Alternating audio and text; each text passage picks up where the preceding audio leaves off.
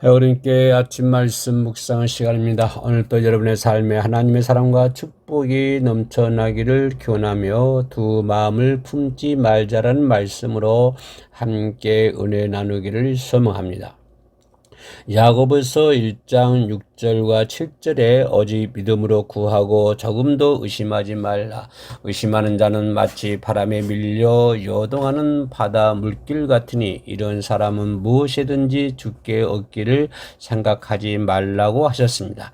8절에는 이런 사람을 두 마음을 품어 모든 일에 정함이 없는 자라고 말씀합니다. 믿음으로 구한다면서 의심하는 것은 두 마음을 품는 것과 같습니다. 기도의 응답을 받으려면 하나님께서 주실 것을 조금도 의심하지 말고 믿어야 합니다. 이런 믿음에는 참 믿음과 지식적인 믿음이 있습니다. 참 믿음은 영적인 믿음으로서 창조주 하나님과 예수 그리스도를 마음 중심에서 믿으며 조금도 의심하지 않는 믿음을 말합니다. 반면에 지식적인 믿음은 육적인 믿음으로서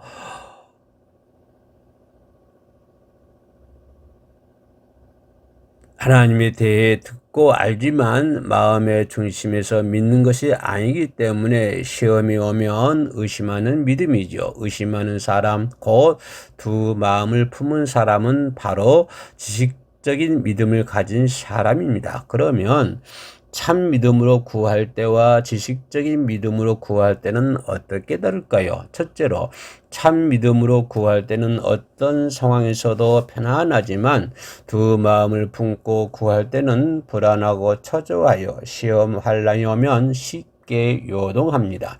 예를 들어 갑자기 자녀가 열이 펄펄 끓어서 회개하고 기도 받았는데도 그래도 달라지지 않는다면 어떨까요? 참 믿음으로 구한 사람은 요동하지 않고 감사할 것입니다. 그러나 지식적인 믿음으로 구한 사람은 불안하고 초조하며 의심하게 되는 것이죠. 둘째로 참 믿음으로 구하는 사람은 응답을 받을 때까지 변함없이 구합니다. 반면에 두 마음을 품고 구하는 사람은 응답이 더디면 대부분 변개합니다. 예를 들어 어떤 기도 제목을 놓고 작정했다가도 중간에 임으로 깨뜨립니다.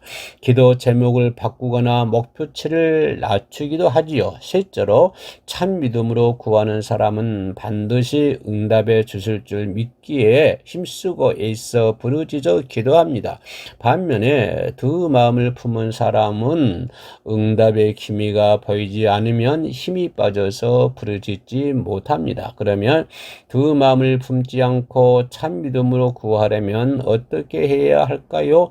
먼저 모든 것을 하나님께만 구하겠다는 결단이 있어야 합니다. 순간순간 의심이 들어도 단호히 물리쳐야 하지요. 그 다음에는 성령님의 인도를 따라 열심히 진리를 향해 나가야 합니다. 그 과정을 통해 영혼이 잘되게 해 주시는데 바로 육신의 생각을 깨뜨려 주시고 마음에서 비진리를 뽑아 주시는 것입니다.